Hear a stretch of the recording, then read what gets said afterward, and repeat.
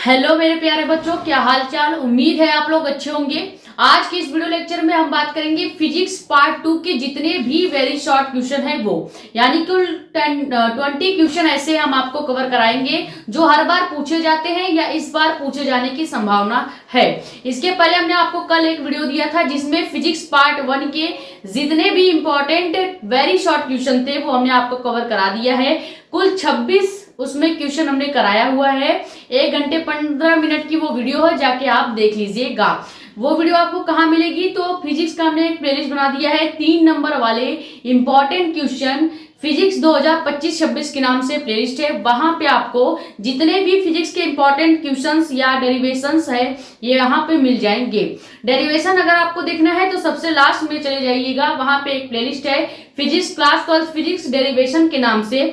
वहां पे आप डेरिवेशन के सभी वीडियोस देख सकते हैं। और अभी हम एक आपके पास वीडियो डालेंगे कुछ दिनों बाद जिसमें कि जितने भी डेरिवेशंस ऐसे हैं जो इंपॉर्टेंट हर साल पूछे जाते हैं उनके नाम। उसके बाद आप डेरिवेशंस अलग से हमने वीडियो बना रखा है, वहां से कवर कर लीजिएगा। केमिस्ट्री के हमने चैप्टर वाइज टॉपिक तो आपको करा ही दिया था। जितने भी इंपॉर्टेंट वीडियोस हैं जैसे कि 2 नंबर वाले इंपॉर्टेंट क्वेश्चन, 3 नंबर के इंपॉर्टेंट क्वेश्चन, केमिस्ट्री का जितना भी ऑब्जेक्टिव क्वेश्चन है ये सब हमने आपको कवर करा दिया है। सब कुछ आपको केमिस्ट्री का एक प्लेलिस्ट हमने बनाया है उसमें मिल जाएगा, जो कि क्या है, class 12 chemistry important question by Sakshi Mishra के नाम से वो प्लेलिस्ट है, जहां पे केमिस्ट्री के सभी इंपॉर्टेंट क्वेश्चंस के वीडियोस और टॉपिक वाइज जो हमने चैप्टर पढ़ाया हुआ है वो भी मिल जाएगा। नेम रिएक्शन अगर आपको देखना है तो हमने लॉन्ग वीडियो में तो करा ही रखा है, लेकिन शॉर्ट वीडियो में भी आपको नेम रिएक्शन करके दे दिया है। वो आपको कहाँ पे मिलेगा, नेम रिएक्शन के नाम से प्लेलिस्ट है, वहां पे जितने भी नेम रिएक्शंस है वहां पे आपको अवेलेबल मिल होंगे। अब बात करते हैं फिजिक्स पार्ट 2 के जितने भी इंपॉर्टेंट वेरी शॉर्ट क्वेश्चन है वो। जैसे पहला क्वेश्चन आपका क्या है कि गोली दर्पण की फोकस दूरी तथा वक्रता त्रिज्या में क्या संबंध होता है। फोकस दूरी f और वक्रता त्रिज्या r के बीच हमको एक संबंध बताना है, यानी इसका फॉर्मूला लिखना है। और इसका फॉर्मूला आपको पता ही होता है, फोकस दूरी सबसे पहले जो होती है ये वक्रता त्रिज्या की आधी होती है। ठीक है, ये क्या होगी, वक्रता त्रिज्या r की आधी होती है। अच्छा, ये क्वेश्चन कराने से पहले आपको बता दें कि अगर आप हमारे चैनल पर नए हैं तो चैनल को सब्सक्राइब कर लें ताकि ऐसे ही इंपॉर्टेंट और इन्फॉर्मेटिव वीडियो आपके पास आती रहे। ज्यादा से ज्यादा वीडियो को कर देंगे शेयर ताकि और भी लोग जुड़ जाएं। अपने कमेंट्स या डाउट आप यहाँ पे या हमारा इंस्टाग्राम आईडी भी है मेडिको एस्पिरेंट साक्षी मिश्रा के नाम से, वहां पे पूछ सकते हैं।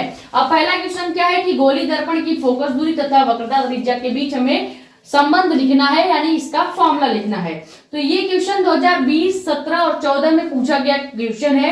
20 के बाद अभी कुछ सालों में इसको नहीं पूछा गया है, तो हो सकता है 26 के बोर्ड एग्जाम में ये क्वेश्चन आ जाए वेरी शॉर्ट में। गोली दर्पण जो होता है इसकी फोकस दूरी जो f होगी वो हमेशा वक्रता त्रिज्या कैपिटल R की आधी होती है। तो इसका फॉर्मूला यहां से क्या बन जाएगा कि फोकस दूरी f इक्वल टू R/2। अब यहाँ पे आप ये भी लिख सकते हैं गोली दर्पण की फोकस दूरी जो होती है ये क्या होती है, यानी वक्रता त्रिज्या R जो होगा वो फोकस दूरी का दुगना होता है। आप यहाँ पे ये भी कह सकते हैं कि वक्रता त्रिज्या R जो होगा फोकस दूरी का दुगना है, यानी 2 × f है। तो ये आपका हो गया गोली दर्पण की फोकस दूरी और वक्रता त्रिज्या में क्या संबंध होता है। अब यहां से कैपिटल R और f क्या डिनोट करता है ये बता देते हैं। तो कैपिटल R आपका वक्रता त्रिज्या को दर्शाता है, वक्रता त्रिज्या को दर्शाता है, और f जो है ये आपका फोकस दूरी को दर्शाता है। किसको, फोकस दूरी को दर्शाता है। तो ये आपका कंप्लीट हो गया, जो कि हमने बताना था क्या कि फोकस दूरी और वक्रता त्रिज्या के बीच क्या संबंध होता है। ये स्क्रीनशॉट कर लें। फिर सेकंड क्वेश्चन देखते हैं जो कि बहुत ज्यादा पूछा जाता है, वो है क्रांतिक कोण किसे कहते हैं। यानी क्रांतिक कोण जो साइन सी होता है उसको आपको बताना है, उसे कहते हैं क्रांतिक कोण किसे कहते हैं, और उसका डायग्राम भी आपको बताना पड़ेगा।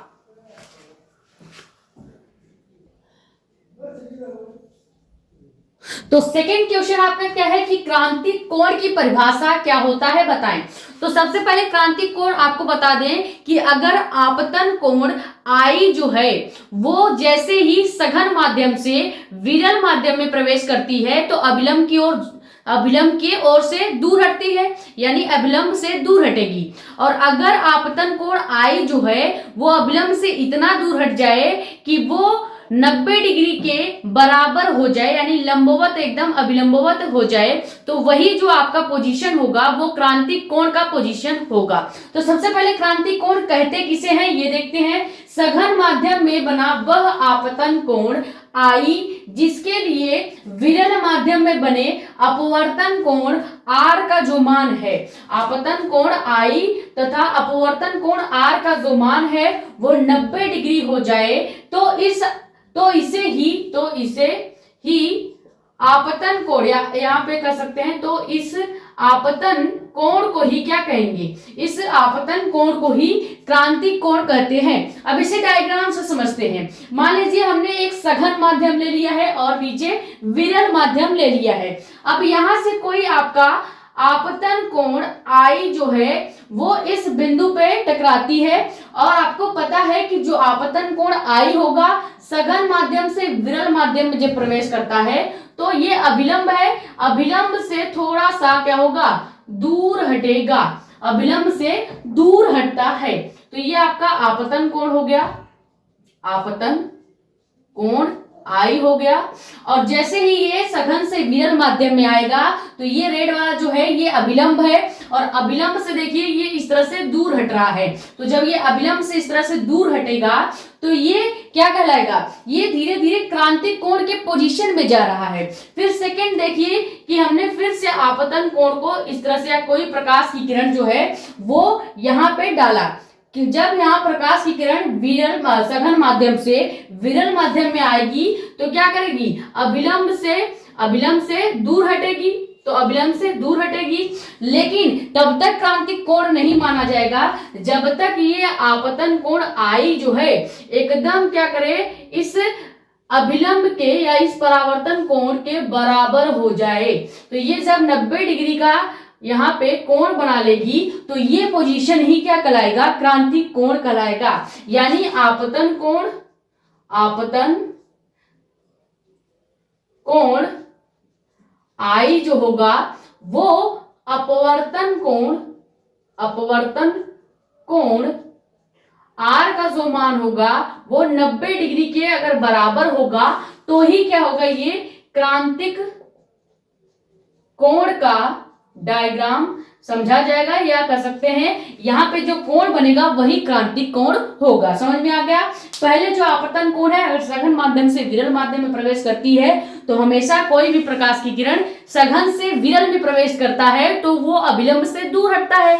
तो ये तब तक आपतन कोण का पोजीशन का मतलब ये है कि जो आपका ये किरण आ रही है अपवर्तित किरण जो है या कह सकते हैं जो हमने ये लाइट डाली है, ये लाइट का प्रकाश जो है जब तक इस अभिलंब के सामने एकदम फ्लैट या लंबवत 90 डिग्री के बराबर नहीं हो जाता तब तक आपका क्रांतिक कोण नहीं होगा। और जब ये आपतन कोण आई जो है किसके बराबर हो जाए, आई अपवर्तन कोण आर का जो मान है वो 90 डिग्री के बराबर हो जाए, यानी जो आने वाली किरण है वो एकदम 90 डिग्री के बराबर हो जाए तो यही कोण क्या कहलाएगा, क्रांतिक कोण कहलाएगा, जिसे सी से लिखा जाता है या इसको साइन सी से भी लिखा जाता है।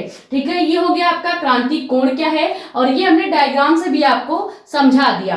अब आपको अगर पूछेगा कि क्रांतिक कोण की परिभाषा लिखिए तो आप परिभाषा के साथ साथ ये डायग्राम भी बना सकते हैं। और अगर डायग्राम नहीं बनाना है तो ये आप आखिरी वाला जो तीसरा डायग्राम हमने आपको समझाने के लिए ये डायग्राम बनाया है, ये वाला आप एक बार ट्राई कर लीजिएगा और वहां पे एग्जाम में ये वाला डायग्राम आपको बना देना है।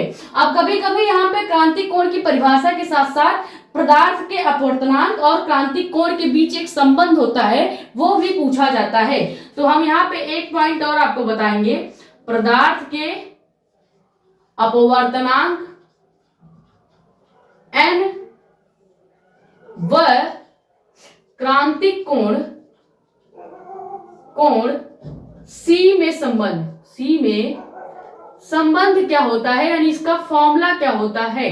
अगर पदार्थ का अपवर्तनांक n दिया हो और क्रांतिक कोण c हो तो उनके बीच संबंध क्या होगा, ये आपको बताना है। तो ये क्या होता है आपका n, यानी कि पदार्थ का अपवर्तनांक इक्वल टू 1/sin c हो जाएगा। और sin c क्या है, तो sin c यहाँ पे क्रांतिक कोण है, क्रांतिक कोण है, और n आपका पदार्थ का अपवर्तनांक है। ठीक है, ये हमने एक्स्ट्रा आपको बता दिया क्योंकि इससे रिलेटेड न्यूमेरिकल्स पूछे जाते हैं। जब पदार्थ का अपवर्तनांक व क्रांतिक कोण c का मान दिया हो तब ये न्यूमेरिकल के लिए आपके फॉर्मूले में काम आता है। तो ये स्क्रीनशॉट कर लें। फिर थर्ड आपका क्वेश्चन देखते हैं। बहुत ज्यादा पूछा जाता है ये क्वेश्चन जो कि क्रांतिक कोण से रिलेटेड है। तो थर्ड क्वेश्चन आपका क्या है कि पूर्ण आंतरिक परावर्तन की आवश्यक शर्तें क्या हैं। लेकिन आवश्यक शर्तें जानने से पहले आपको समझना पड़ेगा कि पूर्ण आंतरिक परावर्तन ही क्या होता है।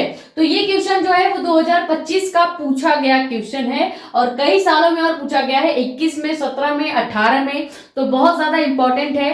पूर्ण आंतरिक परावर्तन जो है वो क्रांतिक कोण से रिलेटेड है। अब देखिए क्रांतिक कोण C का हमने मान क्या बताया था कि क्रांतिक कोण C जो होता है ये हमेशा 90 डिग्री के बराबर होता है। ठीक है, अब पूर्ण आंतरिक परावर्तन में क्या होगा कि जो आने वाली किरण I यानी आपतित किरण I का जो मान होगा वो अगर 90 डिग्री से क्या हो जाए, ज्यादा हो जाए, तो यही क्या कहलाएगा, पूर्ण आंतरिक परावर्तन कहलाएगा। अब पूर्ण आंतरिक परावर्तन को पहले हम डिटेल में समझते हैं, तभी हम उसके बाद पूर्ण आंतरिक परावर्तन की शर्तें लिखेंगे। वैसे क्वेश्चन तो पूछा गया है कि पूर्ण आंतरिक परावर्तन की बस शर्तें बता दीजिए कि कौन सी ऐसी आवश्यक शर्तें हैं जो पूर्ण आंतरिक परावर्तन में होती हैं। तो यहाँ पे आपको क्वेश्चन के आंसर में केवल आवश्यक शर्तें ही लिखनी है। लेकिन अगर मान लीजिए आपसे पूछ लिया जाए कि पूर्ण आंतरिक परावर्तन किसे कहते हैं, तो यहाँ पे एक क्वेश्चन और बन जाएगा जो कि क्या है, पूर्ण आंतरिक परावर्तन किसे कहते हैं, डिफिनीशन समझाएगी।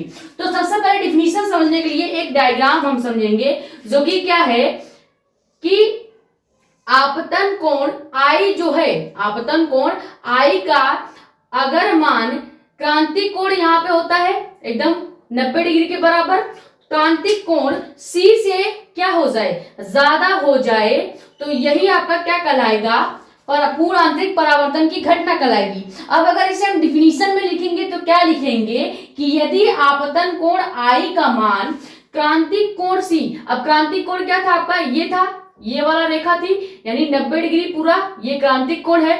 अब अगर आपतन कोण I का जो मान है इस क्रांतिक कोण यानी 90 डिग्री से भी ज्यादा हो जाए, तो यही आपका क्या कहलाएगा, जब क्रांतिक कोण के मान से अधिक हो जाए तो प्रकाश जो है वो सघन से, किधर, सघन माध्यम से विरल माध्यम में जाने के बजाय क्या होता है, उसी माध्यम में वापस लौट जाता है, और यही घटना ही पूर्ण आंतरिक परावर्तन कहलाती है।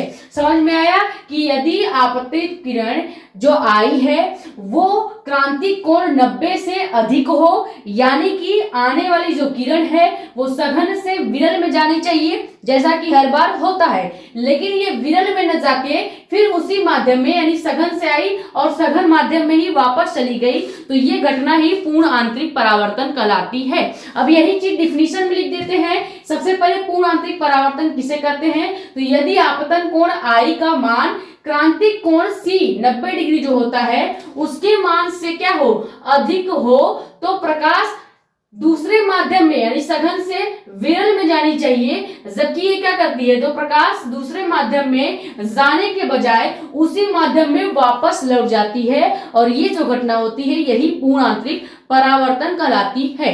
अब ये तो तब हुआ जब आपसे पूर्ण आंतरिक परावर्तन किसे कहते हैं डिफिनीशन पूछा जाएगा, तो आप डिफिनीशन और ये डायग्राम वहां पे बना दीजिएगा। लेकिन हमसे पूछा क्या गया है कि पूर्ण आंतरिक परावर्तन की आवश्यक शर्तें लिखिए। तो डायग्राम से आपको दो शर्तें दिख रही होंगी। पहला शर्त यह है कि प्रकाश की जो किरण होगी वो हमेशा किसमें, सघन माध्यम से विरल माध्यम में जा रही होनी चाहिए, तभी जाके आपका पूर्ण आंतरिक परावर्तन की जो घटना होगी वो होगी।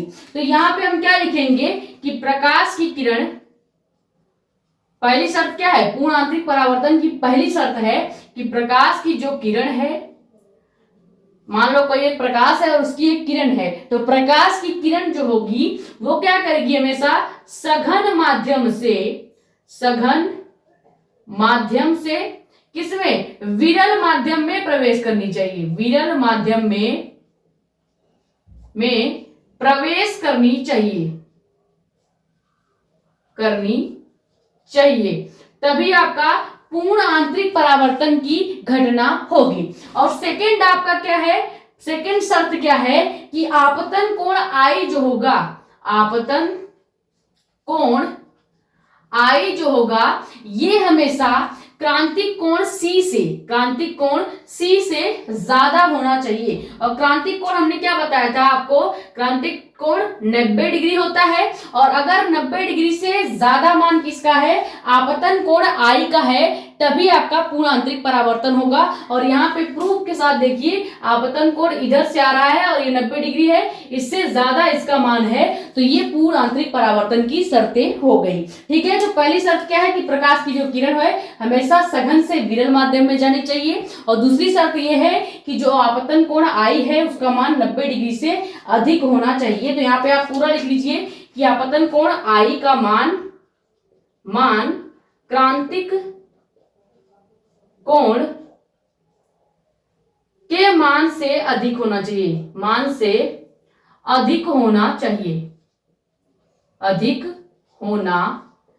चाहिए। अब ये तो सेकंड क्वेश्चन अगर आपसे पूछा जाएगा, मान लीजिए जैसे यहाँ पे प्रकाश की पूर्ण आंतरिक परावर्तन की आवश्यक शर्तें पूछा, तो आपको बस इतना ही लिखना पड़ेगा कि प्रकाश की किरण सघन माध्यम से विरल माध्यम में प्रवेश करनी चाहिए, और सेकंड की क्रांतिक कोण का मान जो है उससे ज्यादा मान किसका होना चाहिए, आपतन कोण का होना चाहिए। तो ये तो हुआ इस क्वेश्चन का आंसर। लेकिन अगर अलग से क्वेश्चन पूछा गया पूर्ण आंतरिक परावर्तन किसे कहते हैं, तो आप ये लिखेंगे। अब एक क्वेश्चन अगली साल आपसे पूछा गया था 2024 में कि पूर्ण आंतरिक परावर्तन का केवल उदाहरण बता दीजिए। तो मान लीजिए पूर्ण आंतरिक परावर्तन का केवल उदाहरण आपसे पूछेगा, तो आप क्या लिखेंगे, पहला है उदाहरण हीरे का चमकना जो है ये पूर्ण आंतरिक परावर्तन के कारण ही होता है। और सेकंड आपका क्या है, प्रकाशिक तंतु, जो आपको प्रकाशिक तंतु दिखता है ये भी क्या है, पूर्ण आंतरिक परावर्तन के कारण ही चमकता है। और एक एग्जांपल और याद कर लीजिएगा, जो कि क्या है, कांच में पड़ी जो दरार होती है ये भी क्या करती है, दरार का चमकना, वो भी चमकती है। कांच अगर टूट जाए या उसमें दरार पड़ जाए तो वो दरार भी चमकती है, किसके कारण, पूर्ण आंतरिक परावर्तन के कारण। तो 3 क्वेश्चन यहाँ पे आपसे पूछा जा सकता है। यहाँ पे पहला क्वेश्चन जो हमने यहाँ पे लिखा है कि पूर्ण आंतरिक परावर्तन की शर्तें, उसका आंसर ये हो गया। अगर पूर्ण आंतरिक परावर्तन किसे कहते हैं तो आप ये परिभाषा लिखेंगे और डायग्राम बनाएंगे, और अगर केवल उदाहरण पूछ लेगा तो आप केवल उदाहरण भी लिख दीजिएगा। ये स्क्रीनशॉट कर ले, बहुत ज्यादा इंपॉर्टेंट क्वेश्चन है। उसके बाद क्वेश्चन नंबर 4 देखते हैं।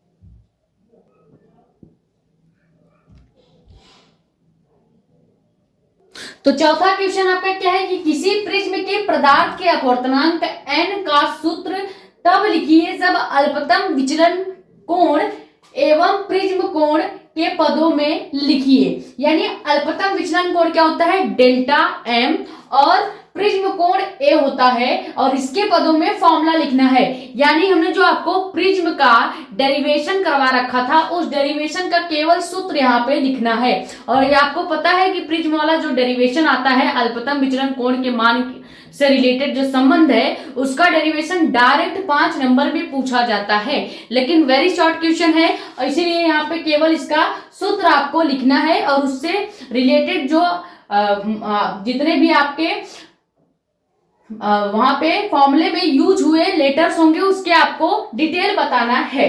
ठीक है। तो ये जो आपका डेरिवेशन टाइप क्वेश्चन है, लेकिन यहाँ पे केवल फॉर्मूला लिखना है और इस फॉर्मूले का एक काम यहाँ पे आपका और हो जाएगा, इससे आपको न्यूमेरिकल्स में आसानी हो जाएगी। यानी केवल अगर फॉर्मूला आपने याद कर लिया तो आप न्यूमेरिकल्स लगा लेंगे।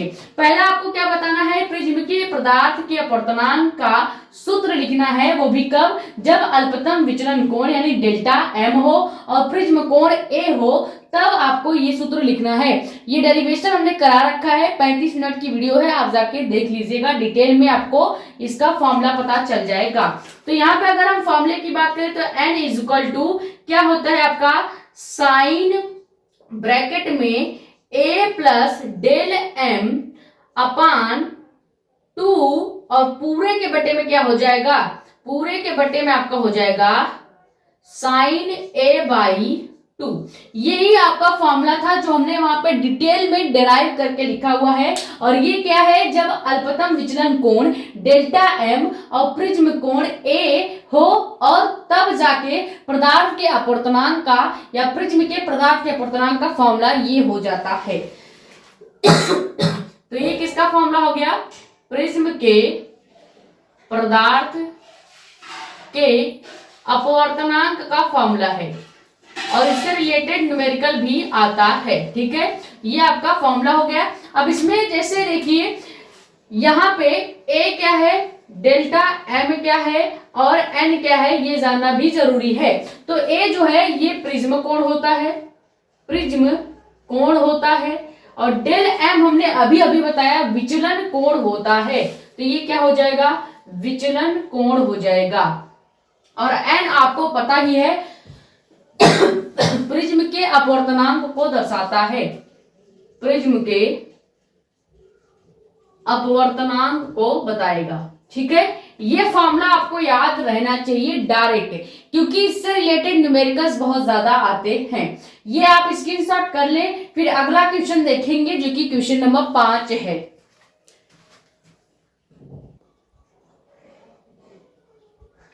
क्वेश्चन नंबर 5 आपका क्या है कि गोलीय अवतल पृष्ठ के लिए अपवर्तन का सूत्र लिखिए। ये भी डेरिवेशन वाला क्वेश्चन है, लॉन्ग में पूछेगा तो डायरेक्ट 5 नंबर में आएगा, लेकिन यहाँ पे केवल हमसे सूत्र पूछा है क्योंकि वेरी शॉर्ट क्वेश्चन हम देख रहे हैं, तो इसका केवल हम फॉर्मूला ही यहाँ पे लिखेंगे। अब गोलीय अवतल पृष्ठ के लिए अपवर्तन का फॉर्मूला क्या होता है, वो होता है 1/f इज इक्वल टू आपका हो जाएगा n-1 और ब्रैकेट में, बड़े वाले ब्रैकेट में क्या हो जाएगा आपका 1/r1 माइनस 1/r2।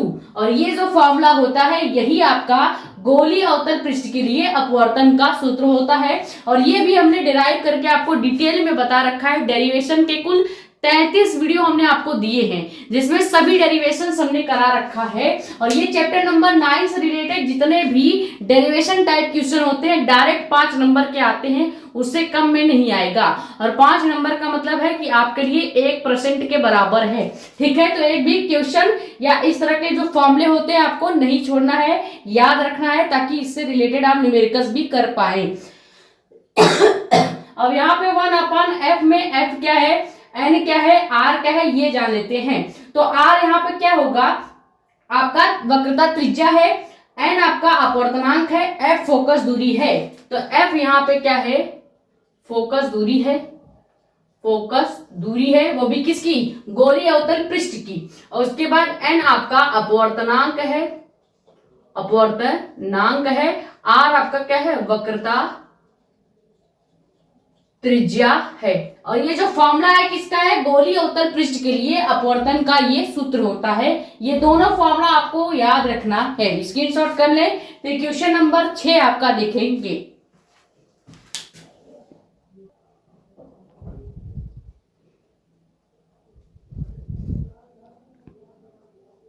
तो क्वेश्चन नंबर 6 आपका क्या है कि किसी लेंस की फोकस दूरी किन किन बातों पर निर्भर करती है। तो ये जानने से पहले आपको जानना पड़ेगा कि लेंस की फोकस दूरी का फॉर्मूला क्या होता है। तो लेंस की फोकस दूरी का फॉर्मूला जो होता है वो होता है 1/f इज इक्वल टू क्या हो जाएगा आपका, 1 मिनट,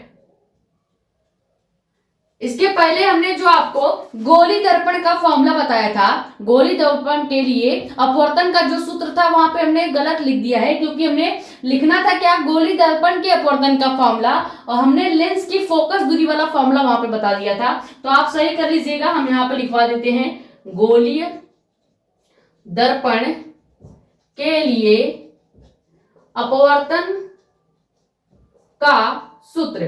क्वेश्चन नंबर 5 में हमने जो फॉर्मूला लिखा था वो क्वेश्चन नंबर 6 में लिखना था। तो यहाँ पे क्या हो जाएगा, यहाँ पे गोली दर्पण के लिए जो अपवर्तन का फॉर्मूला हो जाएगा वो क्या हो जाएगा, n upon v minus 1 by u equal to n minus 1 upon r हो जाएगा। ठीक है, ये फॉर्मूला होता है। और यहाँ पे जो आपके सिंबल्स हैं वो क्या है, जैसे n आपका जो है अपवर्तनांक है, अपवर्तनांक है, और v और u उसके बाद आपका r आपका पता ही है वक्रता त्रिज्या, और v जो है ये वस्तु का क्या होता है, वस्तु का नहीं प्रतिबिंब का, प्रतिबिंब की दूरी होगी, और u जो है ये वस्तु की दूरी होती है। ठीक है, तो ये आप सही कर लीजिएगा। क्वेश्चन नंबर 5 का जो फॉर्मूला है वो लेंस के अपवर्तन का सूत्र है। ठीक है, अभी हम यहाँ पे भी करवा देंगे लेंस के अपवर्तन का सूत्र, ये वाला आप सही कर लीजिएगा। गोली दर्पण के लिए अपवर्तन का formula n by V minus 1 upon U equal to n minus 1 upon r होता है, जहां r वक्रता त्रिज्या, n अपवर्तनांक, v आपके प्रतिबिंब की दूरी और u आपके वस्तु की दूरी होती है। क्लियर हो गया।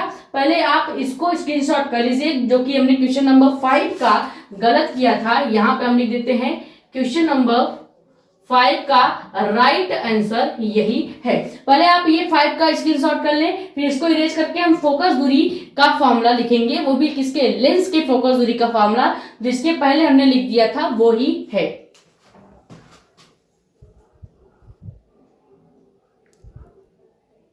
चलिए, तो हो गया ये। इसके आगे हमें देखना क्या था कि लेंस के फोकस दूरी का फॉर्मूला क्या है। ठीक है, जो हमने इसके पहले फॉर्मूला लिखा था, लेंस की फोकस दूरी का फॉर्मूला वही है जो क्वेश्चन नंबर 5 में हमने लिखा था। वो क्या होता है, 1 अपान एफ इजक्वल टू, क्या होता है लेंस की फोकस दूरी का formula, 1 upon F equal to n minus 1 और ब्रैकेट में 1 अपान r1 माइनस 1 अपान r2। समझ में आ गया। ये जो फॉर्मूला है यही आपके लेंस के फोकस दूरी का फॉर्मूला होता है।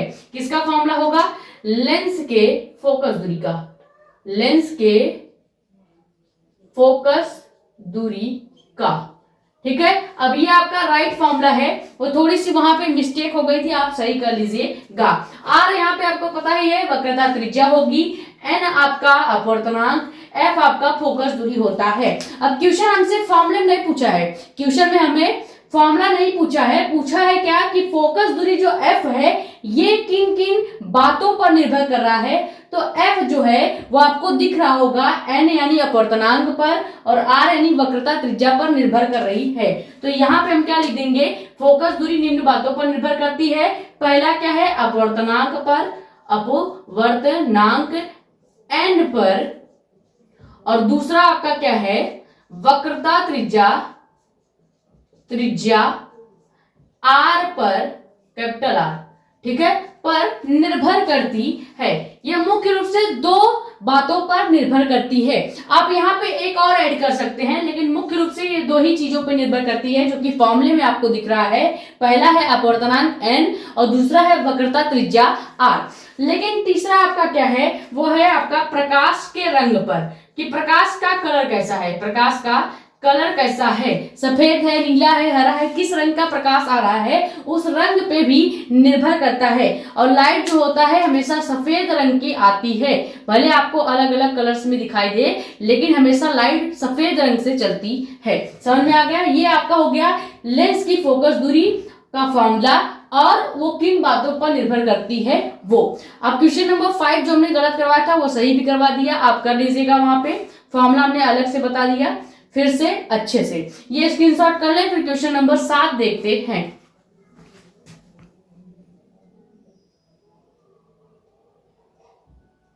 तो क्वेश्चन नंबर 7 आपका क्या है कि कला संबद्ध स्रोत क्या होता है। कला संबद्ध स्रोत का मतलब है कि जो कालांतर होगा वो नियत होना चाहिए। तो इसको कैसे लिखेंगे, कला संबद्ध स्रोत किसे कहते हैं, तो ये 2024, 22, 19, 16 और 10 का पूछा गया मोस्ट इंपॉर्टेंट क्वेश्चन है। परिभाषा कैसे लिखेंगे कि ऐसे स्रोत जिनके बीच जो कालांतर होगा वो समय के साथ हमेशा नियत होगा।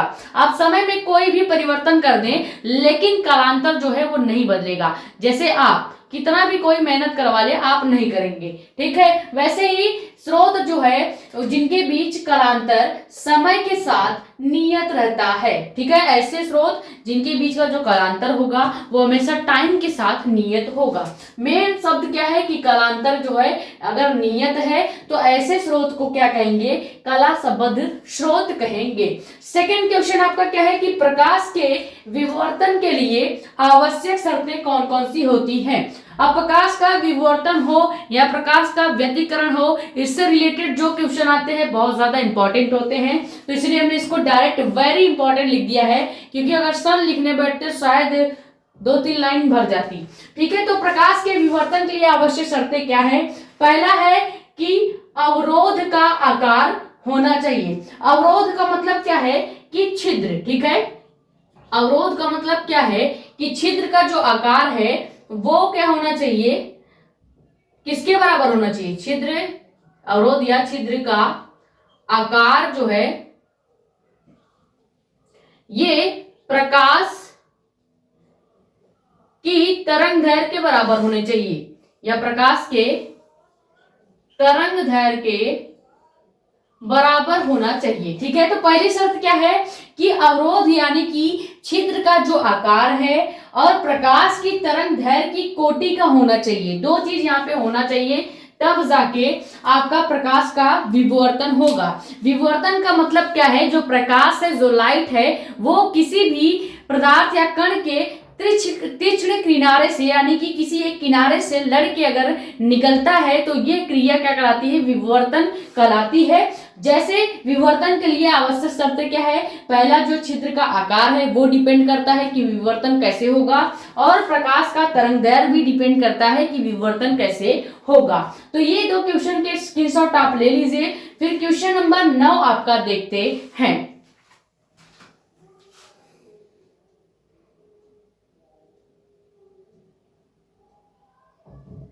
क्वेश्चन नंबर 9 आपका क्या है कि देहली आवृत्ति से आप क्या समझते हैं।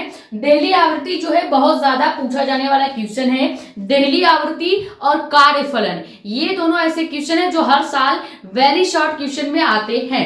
तो ये जो है 2025, 19, 17, 11, 20 का पूछा गया क्वेश्चन है। सबसे पहले देहली आवृत्ति क्या है, परिभाषा से समझते हैं। प्रकाश की वह न्यूनतम आवृत्ति, चूंकि हम आवृत्ति की बात कर रहे हैं तो यहाँ न्यूनतम क्या होगा, आवृत्ति ही होगा। तो प्रकाश की वह न्यूनतम आवृत्ति जिसे किसी धातु पर डालने पर धातु के पृष्ठ से प्रकाश इलेक्ट्रॉन का उत्सर्जन हो जाए उसे ही देहली आवृत्ति कहते हैं। और देहली आवृत्ति को हमेशा न्यू नॉट से दर्शाते हैं। न्यू नॉट क्या होता है, तो इस तरह से न्यू बनता है और यहाँ पे 0 लिख देंगे तो इसको क्या पढ़ेंगे, न्यू नॉट पढ़ते हैं, न्यू नॉट पढ़ते हैं, ठीक है। ये हो गया न्यू नॉट क्या है। अब देखिए इसको अगर हम डायग्राम से समझे देहली आवृत्ति क्या होता है, तो हमें क्या कहा गया है कि धातु के पृष्ठ पर जैसे ही हम क्या करते हैं, किसी धातु के पृष्ठ पर प्रकाश इलेक्ट्रॉन को डालते हैं या प्रकाश को डालते हैं। मान लीजिए ये कोई आपका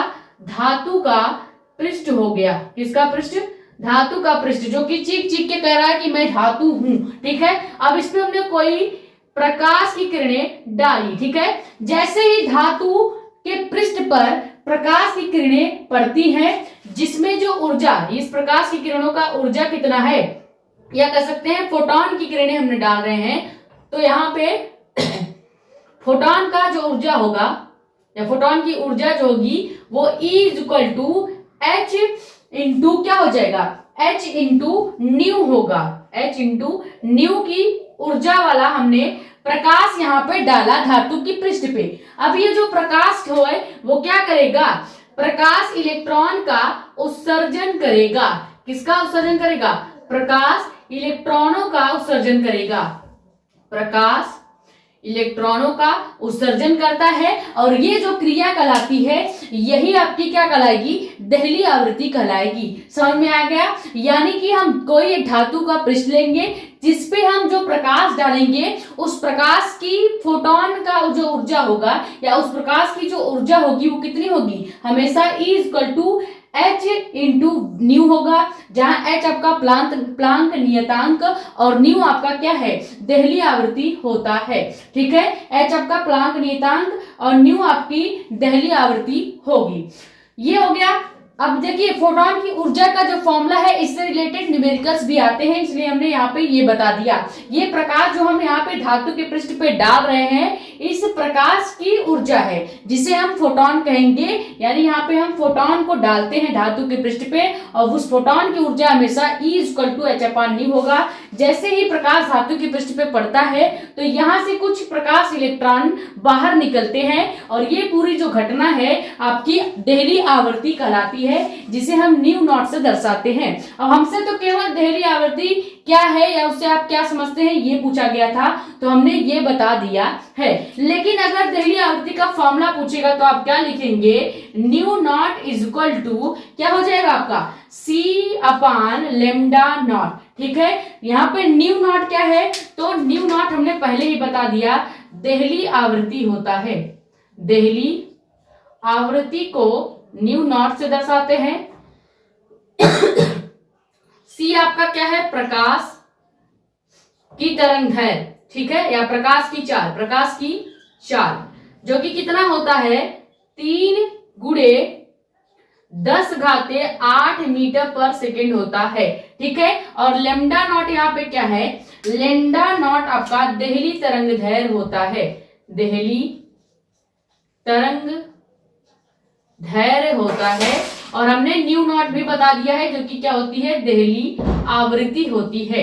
ठीक है, दहली आवृत्ति होती है। तो ये आपने डिटेल में देख लिया कि दहली आवृत्ति क्या है और उसको डायग्राम से भी समझ लिया है और ये उसका फॉर्मूला हो गया जो कि क्या है, न्यू नॉट = C/λ0। ठीक है, जो कि न्यू नॉट क्या है, दहली आवृत्ति, C आपका प्रकाश की चाल 3 × 10⁸ मीटर/सेकंड और लैम्डा नॉट क्या होगा, दहली तरंग दैर्घ्य कहलाती है। ये डिटेल में हमने देख लिया। ये स्क्रीनशॉट कर ले, बहुत ज्यादा इंपॉर्टेंट क्वेश्चन है। इससे में 2 फॉर्मूले हमने आपको बताए, एक फोटोन की ऊर्जा का फॉर्मूला, इससे रिलेटेड न्यूमेरिकल आता है, और दूसरा दहली आवृत्ति का फॉर्मूला, इससे रिलेटेड भी न्यूमेरिकल्स पूछे जाते हैं। स्क्रीनशॉट कर लीजिए। फिर एकदम सेम इससे मिलता जुलता एक और क्वेश्चन पूछा जाता है जो कि क्या है कि कार्यफलन से आप क्या समझते हैं या कार्यफलन किसे कहते हैं। सेम डायग्राम से हम समझेंगे, तो डायग्राम छोड़ के बाकी हम सब मिटा देंगे। आप स्क्रीनशॉट कर लीजिए।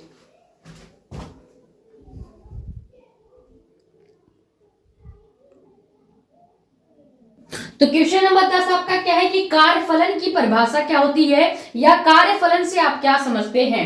ये क्वेश्चन भी 2025, 24, 19, 18, 13, 11 और 10 का पूछा गया क्वेश्चन है। बहुत ज्यादा इंपॉर्टेंट है, वेरी शॉर्ट में बहुत ज्यादा पूछा जाता है कार्यफलन और दहली आवृत्ति के बारे में। तो कार्यफलन क्या होता है, चूंकि दहली आवृत्ति थी तो वहां पे हम क्या ले रहे थे, वह न्यूनतम आवृत्ति, लेकिन यहाँ पे कार्यफलन ऊर्जा से रिलेटेड होता है तो यहाँ पे हम क्या लेंगे, वह न्यूनतम ऊर्जा जो किसी धातु के पृष्ठ से प्रकाश इलेक्ट्रॉन को नहीं केवल इलेक्ट्रॉन का उत्सर्जन करने के लिए आवश्यक होती है, ऐसी ऊर्जा को ही हम क्या कहते हैं, कार्यफलन कहते हैं। या यहाँ पे कार्य भी लिख सकते हैं आप, ऊर्जा की जगह कार्य भी लिख सकते हैं कि वह न्यूनतम कार्य जो किसी धातु के पृष्ठ से इलेक्ट्रॉन का उत्सर्जन करते हैं, या आप यहाँ पे प्रकाश इलेक्ट्रॉन भी लिख सकते हैं क्योंकि लाइट ही आके धातु के पृष्ठ पे टकराती है तो ये प्रकाश इलेक्ट्रॉन के रूप में ही निकलेगी। तो परिभाषा में आप प्रकाश इलेक्ट्रॉन कर लीजिएगा। प्रकाश इलेक्ट्रॉन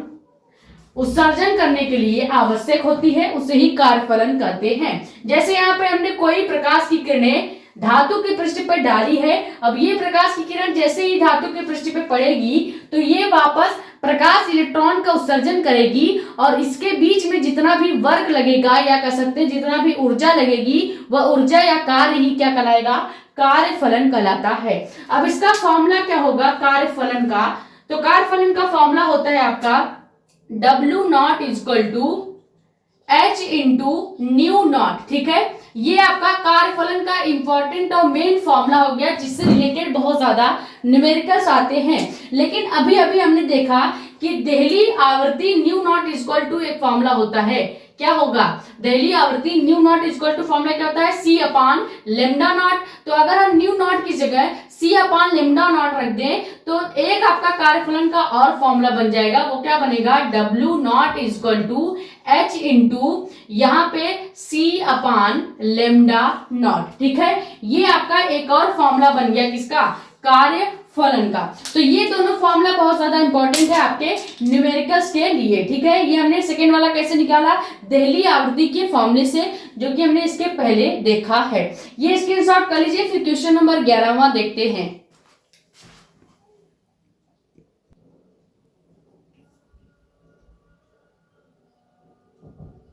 तो 11वां क्वेश्चन आपका क्या है कि आइंस्टीन के प्रकाश वैद्युत समीकरण को उपयुक्त प्रतीकों के साथ आपको लिखना है।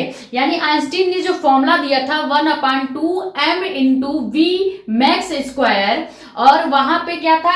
h nu minus nu naught. ये जो फॉर्मूला है ये आपको फॉर्मूला और उसके प्रतीकों के साथ लिखना है। तो आइंस्टीन ने क्या फॉर्मूला दिया था? 1/2 m इंटू वी मैक्स का स्क्वायर, वी मैक्स का स्क्वायर इक्वल टू क्या हो जाएगा आपका? इक्वल टू हो जाएगा h into new minus nu not. ठीक है, न्यू माइनस न्यू नॉट। ये फॉर्मूला किसने दिया था? आइंस्टीन ने दिया था। अब यहाँ पे सिंबल क्या क्या हो जाएगा, क्योंकि हमें प्रतीकों के साथ भी लिखना है। तो m आपका क्या है ये आपको जानना जरूरी है। v मैक्स क्या होता है, और उसके बाद h यहाँ पे क्या है? न्यू क्या होगा, और न्यू नॉट क्या होगा। ठीक है, तो m आपको पता है द्रव्यमान होता है, तो m यहाँ पे द्रव्यमान है। v मैक्स जो है वो अधिकतम वेग होगा। क्या होगा? अधिकतम वेग, अधिकतम वेग, क्योंकि मैक्सिमम वेग या अधिकतम वेग जो होगा v मैक्स होगा। और h आपका प्लांक नियतांक होता है, प्लांक नियतांक होगा। और जो सिर्फ न्यू है ये क्या होगा? न्यू हमेशा प्रकाश की आवृत्ति होती है, प्रकाश की आवृत्ति होगी। और न्यू नॉट आपका देहली आवृत्ति होती है, देहली आवृत्ति होती है। ये आपका आइंस्टीन का प्रकाश वैद्युत समीकरण हो गया, जो कि ये फॉर्मूला आपका है। बहुत ज्यादा इंपॉर्टेंट है, इससे रिलेटेड न्यूमेरिकल्स बहुत ज्यादा आते हैं। और इसमें कौन कौन से प्रतीक है वो हमने बता दिया है। m आपका द्रव्यमान है, v मैक्स अधिकतम वेग, h आपका प्लांक नियतांक होता है, और न्यू क्या होगा? प्रकाश की आवृत्ति, और न्यू नॉट आपका देहली आवृत्ति होता है। ये स्क्रीनशॉट कर ले, फिर आगे के क्वेश्चंस देखते हैं। एक चीज यहाँ पे आप और लिख सकते हैं, देहली आवृत्ति को ही फोटोन आवृत्ति भी कहा जाता है, फोटोन आवृत्ति भी कहा जाता है। ठीक है, तो चाहे देहली आवृत्ति लिखिए चाहे फोटोन आवृत्ति लिखिए, मतलब एक ही है, क्योंकि फोटोन की जो आवृत्ति है वही देहली आवृत्ति कहलाती है। दो, जैसे आपका दो नाम है वैसे इसका भी दो नाम है। ठीक है,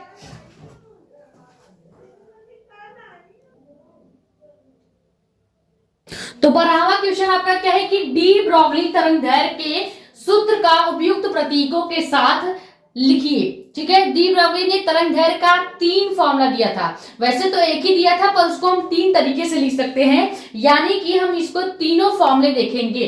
पहला फॉर्मूला जो क्या है, काइनेटिक एनर्जी यानी गतिज ऊर्जा के पदों में होता है।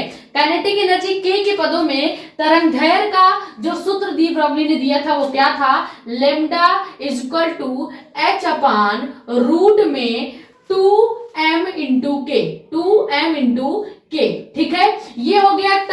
तब फॉर्मूला काम आएगा जब गतिज ऊर्जा के पदों में डी ब्रॉगली का तरंगदैर्घ्य निकालना होगा तब। अब यहाँ पे प्रतीकों के साथ लिखना है, तो प्रतीक आपको पता ही है, जैसे हम लिख देते हैं यहाँ पे h आपका क्या है? प्लांक नियतांक है, प्लांक नियतांक है।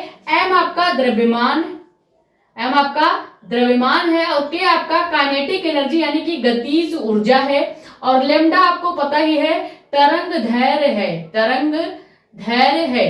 तो ये पहला फॉर्मूला जो कि मेन फॉर्मूला जो कि डी ब्रॉगली ने दिया था तरंग दैर्घ्य का, वो यही था, काइनेटिक एनर्जी और तरंग दैर्घ्य के पदों में या उसके संबंध में, ये आपका पहला फॉर्मूला हो गया। सेकेंड फॉर्मूला इन्होंने क्या दिया था, संवेग p के पदों में, यानी इसी तरंग दैर्घ्य के फॉर्मूले को अगर आप संवेग के पदों में लिखेंगे तो क्या लिखेंगे, lambda equal to H upon P. और p आपको पता है, हमने लिख देते हैं यहाँ पे सिंबल भी, p आपका यहाँ पे क्या है, संवेग होगा। बाकी आपको h पता ही है, प्लांक नियतांक होता है, और लैम्डा आपका तरंग दैर्घ्य होता है।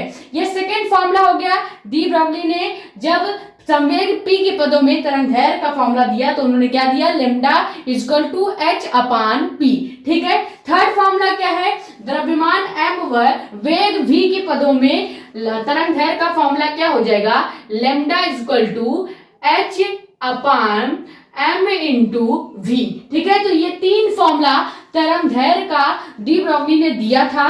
पहला फॉर्मूला जब गतिज ऊर्जा और तरंग दैर्घ्य से रिलेटेड न्यूमेरिकल आएगा तब काम आएगा। सेकेंड जब संवेग p और तरंग दैर्घ्य से रिलेटेड न्यूमेरिकल आएगा तब काम आएगा। और थर्ड जब द्रव्यमान वेग और तरंग दैर्घ्य दिया होगा तब डी ब्रॉगली का तरंग दैर्घ्य का जो फॉर्मूला होगा आप ये लगाएंगे। यहाँ पे m द्रव्यमान है, v आपका वेग है, और लैम्डा आपका तरंग दैर्घ्य है, और h आपका प्लांक नियतांक है। तो ये तीनों फॉर्मूले हमने आपको बता दिए। यहाँ पे केवल डी ब्रॉगली के तरंग दैर्घ्य का फॉर्मूला पूछा था, तो तीन फॉर्मूले इन्होंने दिया है, हमने तीनों आपको बता दिया डिटेल में। ये स्क्रीनशॉट कर ले, फिर आगे 13वां क्वेश्चन देखते हैं।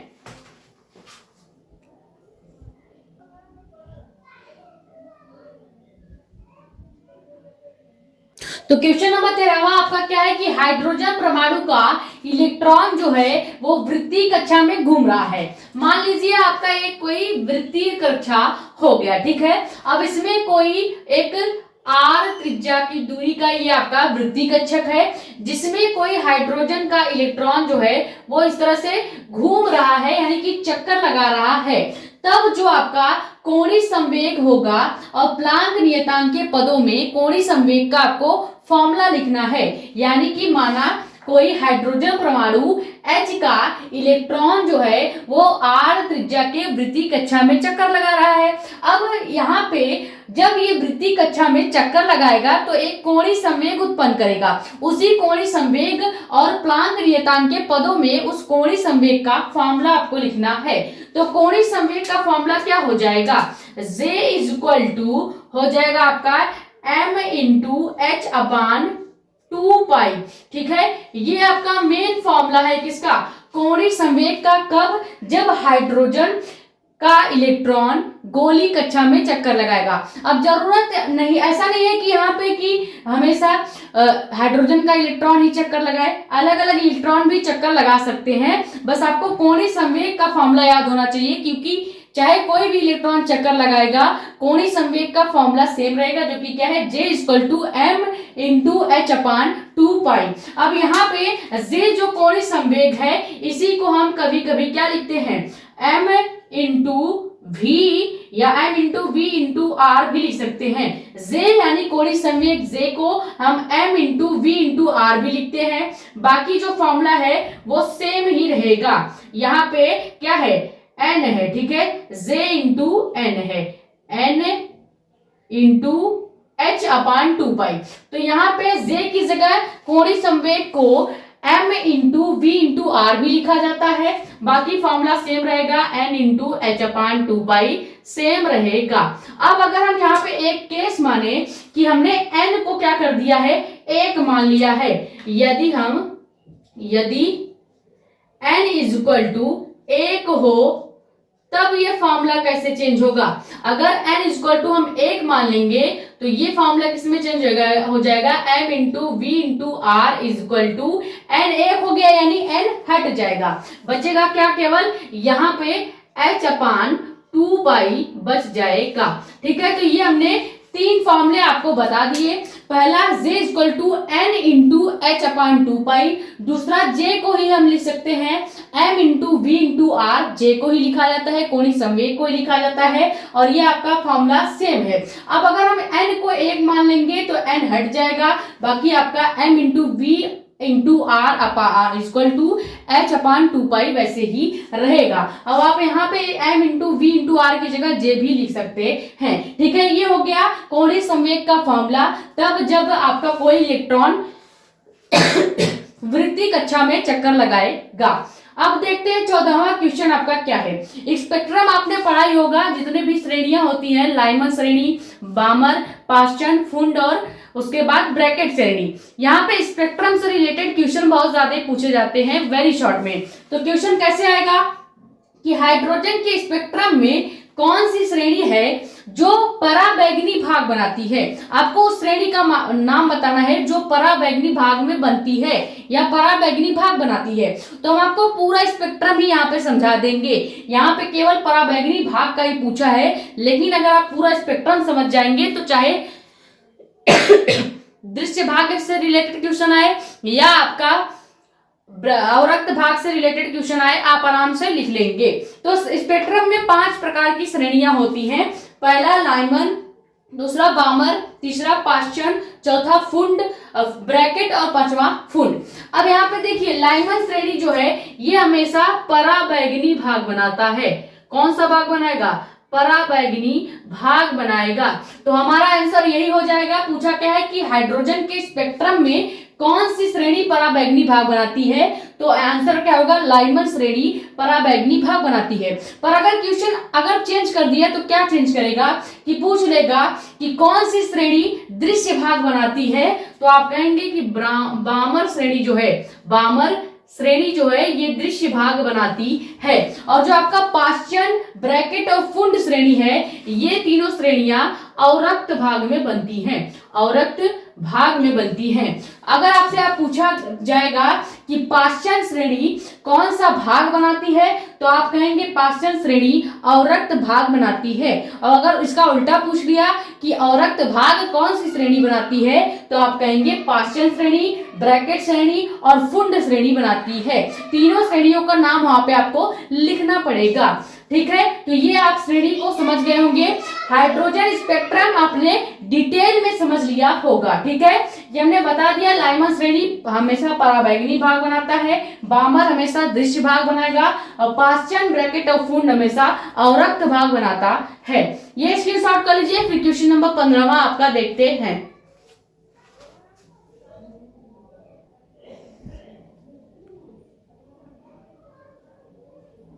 तो क्वेश्चन नंबर 15वां आपका क्या है कि हाइड्रोजन स्पेक्ट्रम में तरंग दैर्घ्य का सूत्र रेडबर्ग नियतांक के पदों में लिखिए।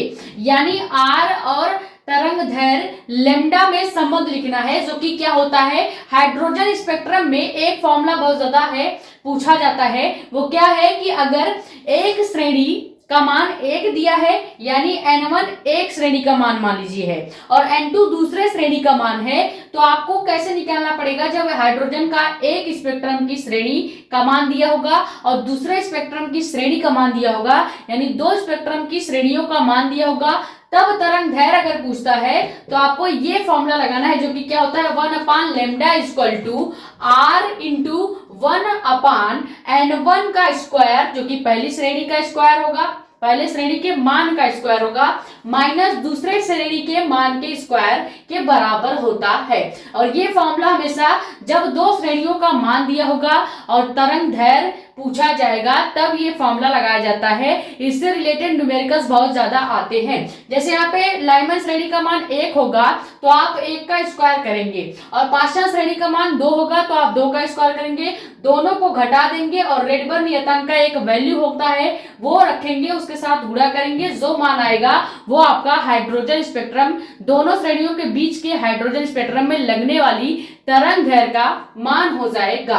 अगला क्वेश्चन आपका क्या है कि समस्थानिक तथा समभारिक में अंतर लिखिए। समस्थानिक समभारिक बहुत ज्यादा वेरी शॉर्ट में पूछा जाने वाला क्वेश्चन है। ये 2025, 23, 22 का आया हुआ क्वेश्चन भी है। समस्थानिक सबसे पहले क्या होता है? समस्थानिक जो होता है ये परमाणु क्रमांक को दर्शाता है और समभारिक हमेशा परमाणु भार को दर्शाता है।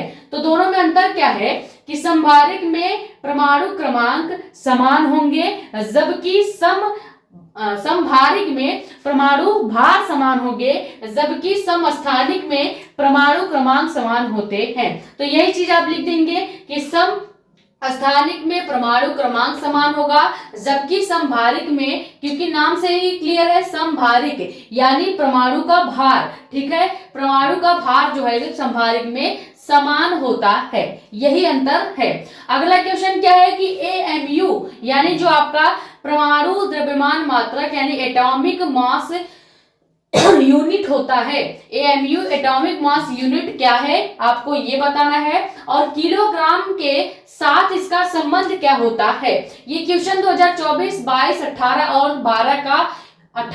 12 का पूछा गया इंपॉर्टेंट क्वेश्चन है।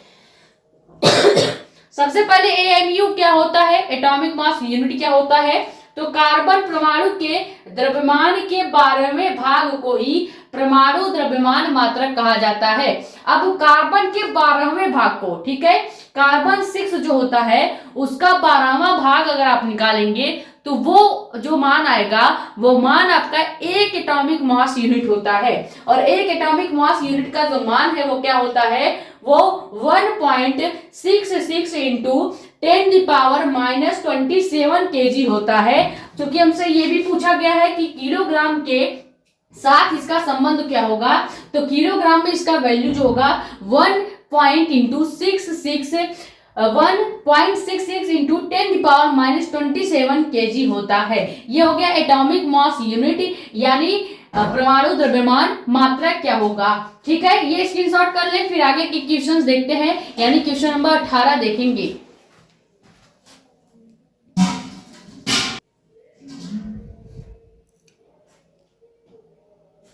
क्वेश्चन नंबर 18 आपका क्या है कि नाभिकीय विखंडन तथा नाभिकीय संलयन के उदाहरण समझाइए, या इसके उदाहरण, और इससे ज्यादा इंपॉर्टेंट क्या होता है कि नाभिकीय संलयन और नाभिकीय विखंडन किसे कहते हैं, ये परिभाषा भी बहुत ज्यादा पूछा जाता है, लेकिन कभी कभी एग्जाम्पल भी आते हैं। तो पहले एग्जाम्पल देख लेते हैं, जो कि क्या होता है, नाभिकीय विखंडन और नाभिकीय संलयन जो है ये क्वेश्चन 2025, 22, 12 और 10 का पूछा गया उदाहरण वाला क्वेश्चन है। तो नाभिकीय विखंडन का उदाहरण क्या हो जाएगा, परमाणु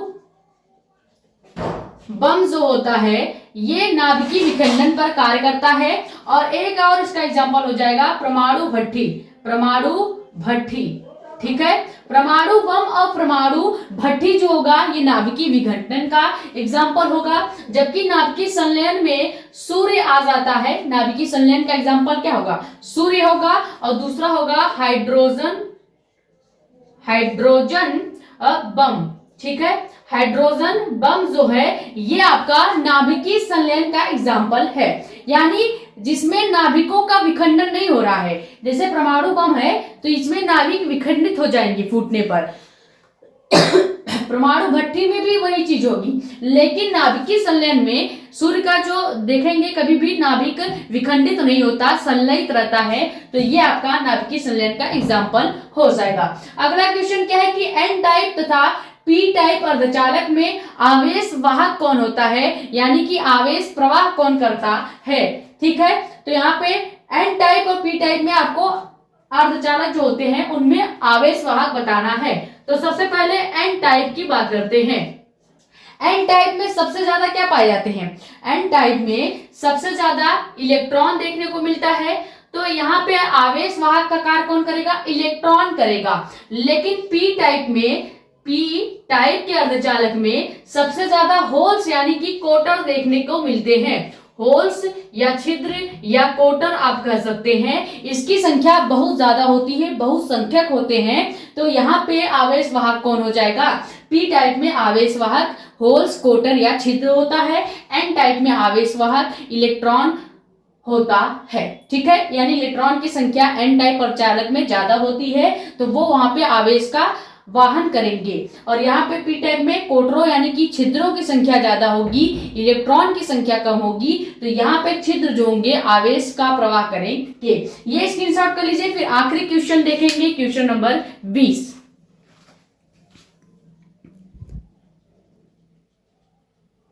तो अगला क्वेश्चन आपका क्या है कि संधि डायोड में अवक्षय परत से आप क्या समझते हैं। अवक्षय परत क्या होता है, इसको डायग्राम से समझते हैं। जैसे आपका ये क्या हो गया, पी संधि हो गया और ये आपका इसमें एन संधि भी हो गया। ठीक है, अब यहां से हमने इसको किसी सेल के साथ जोड़ दिया है। ठीक है, इसको किसी सेल के साथ मान लीजिए हमने जोड़ दिया है। तो यहाँ पे ये जो है आपका पी टाइप का अर्धचालक है और ये आपका एन टाइप का अर्धचालक है।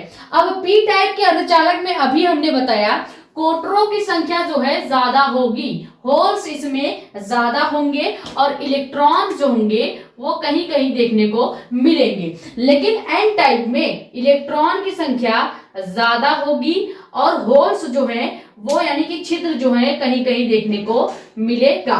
ये हो गया आपका एन टाइप का अर्धचालक, ये पी टाइप का अर्धचालक। और जहां पे कोई आवेश वाहक देखने को नहीं मिल रहा है यानी ये जो बीच का आपका जगह है यही आपकी कौन सी परत हो जाएगी, अवक्षय परत हो जाएगी, जिसमें कोई भी आवेश वाहक देखने को नहीं मिलता है।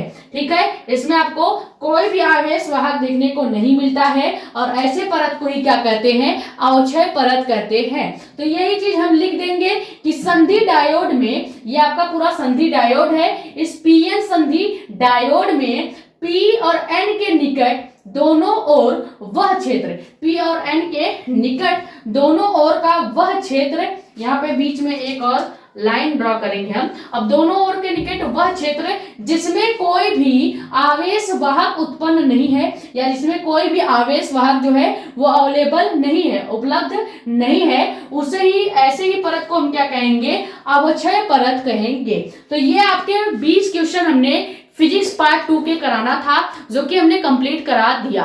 इसके पहले हमने आपको फिजिक्स पार्ट 1 का वीडियो भी दिया है जिसमें आपको कुल 26 इंपॉर्टेंट क्वेश्चन कराए गए हैं जो कि वेरी शॉर्ट में हर साल पूछे जाते हैं या पूछे जाने की संभावनाएं होती हैं। और आज हमने 20 क्वेश्चन ये करा दिया, यानी कि कुल मिला के आपका 46 क्वेश्चन हमने वेरी शॉर्ट में करा दिया है। ये 46 क्वेश्चन अगर आपने तैयार कर लिया तो इससे ज्यादा वेरी शॉर्ट क्वेश्चन में कुछ भी नहीं पूछा जा सकता है। और अगर आपको ये वीडियो पसंद आई तो वीडियो को लाइक करें ताकि ऐसे ही आपके पास वीडियोस आती रहें। ज्यादा से ज्यादा वीडियो को कर देंगे शेयर ताकि और भी लोग जुड़ जाएं, और नए हैं तो चैनल को सब्सक्राइब कर लें। अपने कमेंट्स या डाउट आप यहाँ पे, ये हमारा इंस्टाग्राम आईडी भी है मेडिको एस्पायरेंट साक्षी मिश्रा के नाम से, वहां पे पूछ सकते हैं। वीडियो को लाइक जरूर करें क्योंकि ऐसे ही इंफॉर्मेटिव वीडियो बनाने के लिए बहुत ज्यादा मेहनत लगती है और इसीलिए वीडियो को लाइक करें और ज्यादा से ज्यादा सब्सक्राइब कर दें। ठीक है, मिलते हैं नेक्स्ट वीडियो में। Thank you so much.